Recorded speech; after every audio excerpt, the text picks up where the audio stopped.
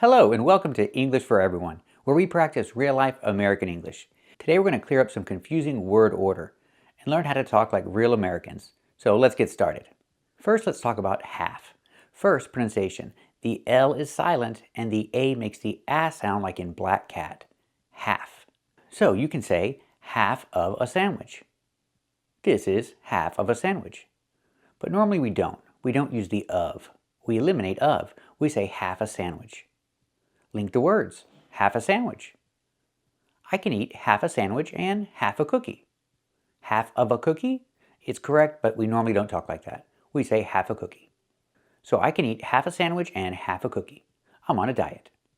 What about you? Can you eat half a sandwich and half a cookie?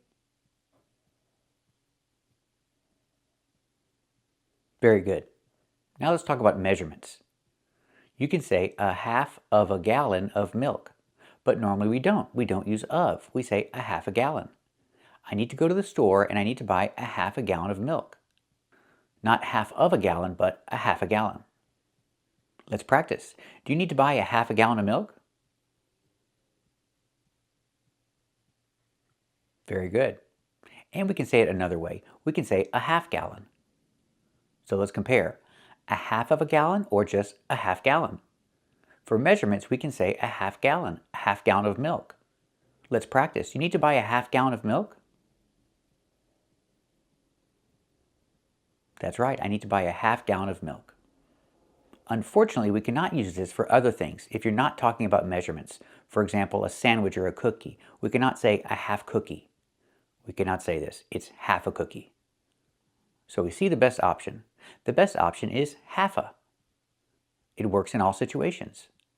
A half a cookie, a half a sandwich, a half a gallon. This is our best option. Now let's talk about quarter. Okay, a quarter of a cup of sugar. This is correct. It's kind of long, a quarter of a cup of sugar. We like to make things shorter, so we normally say a quarter cup. A quarter cup of sugar. This is a quarter cup of sugar. I'm making cookies and I need a quarter cup of sugar. Let's practice. I'm making cookies. How much sugar do I need? Do I need a quarter cup of sugar? That's right, I need a quarter cup of sugar. We notice the pronunciation of sounds like If of is before a consonant, usually Americans do not pronounce the v sound, and it sounds like a quarter cup of sugar. We usually pronounce it that way, when of is before a consonant. Now remember before we said half a cup, right? What about quarter a cup? We cannot do this with quarter. It only works with half. Half a cup of sugar. But with quarter, we have to say a quarter cup. A quarter cup or a quarter of a cup. I prefer the short version, a quarter cup. A quarter cup of sugar. Thank you for watching and practicing with me today. And keep watching for more. Today we're talking about this word, pile. Sometimes it's used as a noun. It can also be used as a verb. It can also be changed into a phrasal verb. And it can be used as an adjective. Let's look at all the different cases. First, let's talk about the noun, a pile. A pile of. It's countable. We need the article a pile of, plus the preposition of. A pile of. This is a pile of clothes. It's like a little mountain. A pile of clothes. Again, this is a pile of clothes. Pronunciation, not pile, but pile. Use the dark L at the end. It changes the vowel. Pile. Pile. This is a pile of clothes. Let's hear some examples. It's not like there's much difference between you and this pile of dirt right now. The rest of the world can't even see you under that pile of work you took on to help Harvey. And the first brother says, with a pile of manure like this, I figure there's got to be a horse under here somewhere. Someone had put your box of dresses underneath a pile of rags in the garage. Every day I load a pile of junk. I walk 20 miles. I unload a pile of junk. And you just stand around like some idiot taking pictures of me. But the press wanted Nancy to be a princess and me to be the pile of crap.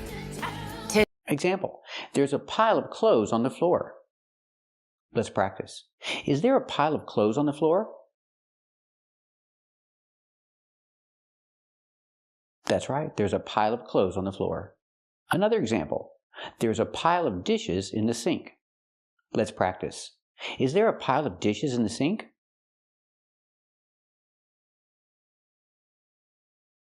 That's right, there's a pile of dishes in the sink. Not good.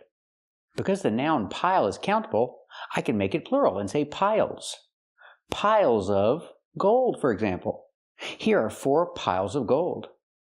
You can have piles and piles. Piles of gold, or piles of anything. Let's hear some examples. You can't just hand the banks massive piles of cash. I saw it rolling past the little piles of meat and bones, which I would call my friends. Piles and piles of magazines, and you read all the time, right? Do you know how many years I spent watching these morons win piles of money sitting on their stoop? Oh, accusing their neighbors of stuff, lying all the time, random piles of money around the house. I really had to dig among the piles of destruction to come up with one that had even that, slightest hint of recognition. Single geriatric male with piles of money and a terminal illness. Example, there are 4 piles of gold and jewels, but we'll focus on the gold. There are 4 piles of gold. Let's practice. How many piles of gold are there? That's right, there are 4 piles of gold. And the word pile can also be used as a verb. If you make a pile, you pile. Example, my son piles his clothes on the floor. The idea, he makes a pile of clothes on the floor. So I can use the verb pile. I pile, you pile, he piles. He piles his clothes on the floor. He doesn't put his clothes in the basket, he just piles the clothes on the floor. Let's hear some examples with the verb pile. What do I do now? Pile the furniture on me? And they have these tables for 4, which means the 3 of us can sit down and we pile the extra chair with our hats and gloves. Nobody can sit with us. Had to pile them on trucks and lash them against the tanks. Piled the whole car full of everything. Let's practice. Does he pile the clothes on the floor? That's right, he just piles the clothes on the floor. He makes a mess. It's not good. Now let's talk about the phrasal verb. The phrasal verb is pile up.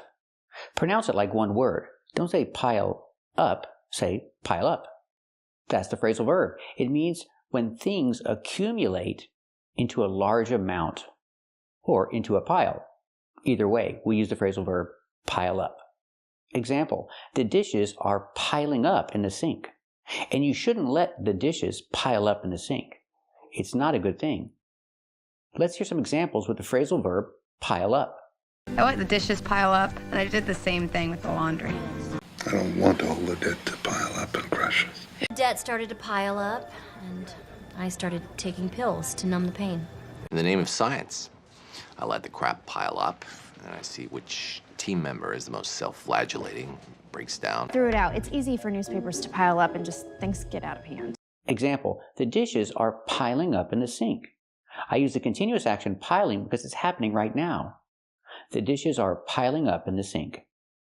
And you shouldn't let the dishes pile up in the sink. It's not a good thing. Let's practice. Are the dishes piling up in the sink?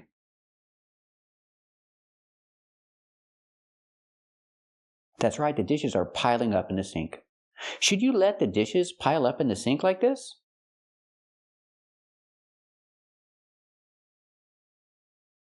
That's right, you shouldn't let the dishes pile up in the sink. It's not good. It's a mess. Another example, you shouldn't let the clothes pile up on the floor. That's not good. Let's practice. Should you let the clothes pile up on the floor like this?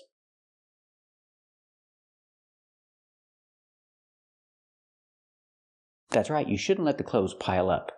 You should wash them. You shouldn't let them accumulate into a pile. You shouldn't let them pile up. Now let's change the phrasal verb pile up into an adjective, piled up. We have the d sound for the ed. Link the sounds, piled up. Pronounce it like one word, not piled up, but piled up. Connect the d with the next word, dup, piled up. Pronounce it like one word. It's easier that way. Piled up is an adjective, so I can use the verb to be and say are. The dishes are piled up in the sink.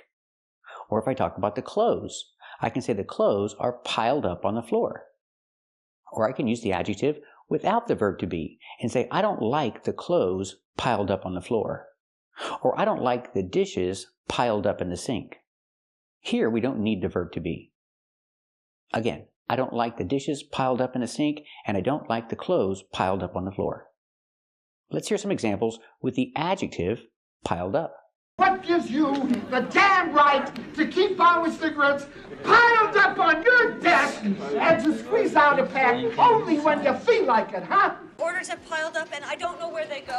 And there were a ton of bodies piled up on one another. Dirty dishes piled up all over the sink. So let's talk about the difference. I can say I don't like when the clothes are piled up on the floor. With this structure, we need the verb to be. I don't like when the clothes are piled up on the floor. But we don't need to make the sentence so long. We make it shorter. I don't like the clothes piled up on the floor. Here we don't need the verb to be. It's shorter. It's easier to say. And it's correct. So example, the dishes are piled up in the sink. And I don't like the dishes piled up in the sink. I don't like it at all. Let's practice. Are the dishes piled up in the sink? That's right, the dishes are piled up in the sink. Do you like the dishes piled up in the sink?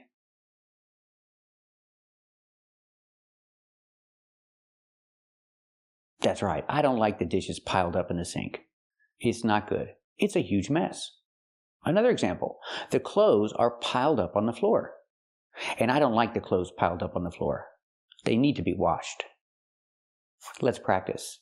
Are the clothes piled up on the floor?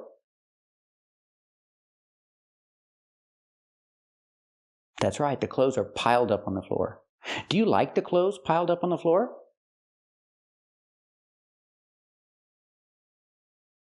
That's right, I don't like the clothes piled up on the floor. It's a huge mess. Now let's talk about this pileup. This pileup is not a phrasal verb. It's a countable noun. So we use the article a pileup. So what is a pileup? A pileup is a large car accident with multiple cars. You need to have more than two. 2 cars, that's not a pileup. You need 3, 4, 5, 10, 20. You need a lot of cars. You need a lot of cars to call it a pileup. Example, there was a 4-car pileup on the highway. That means there was an accident with 4 cars all together on the highway. That's called a pileup. A big accident with multiple cars. Again, there was a 4-car pileup on the highway. The traffic was horrible. Example, there was a 4-car pileup on the highway today. That means there was a large accident with 4 cars. That's a 4-car pileup. Remember, we don't say a 4 cars pileup because the word car here is an adjective before a noun. We have to use it in the singular form. We cannot put an S on it. We cannot make it plural. There was a 4-car pileup on the highway today. Let's practice. Was there a 4-car pileup on the highway today?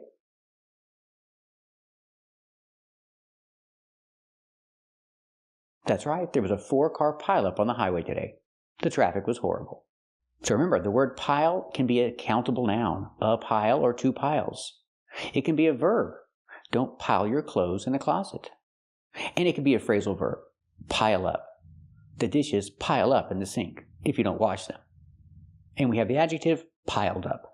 The dishes are piled up in the sink. Or you can say, I don't like the dishes piled up in the sink. It's not good. And you can also have a pileup, a big accident with a lot of cars. That's a pileup. Thank you for watching, and if you like this video, subscribe to our channel. And if you want to become a member, click the join button. And we'll see you next time.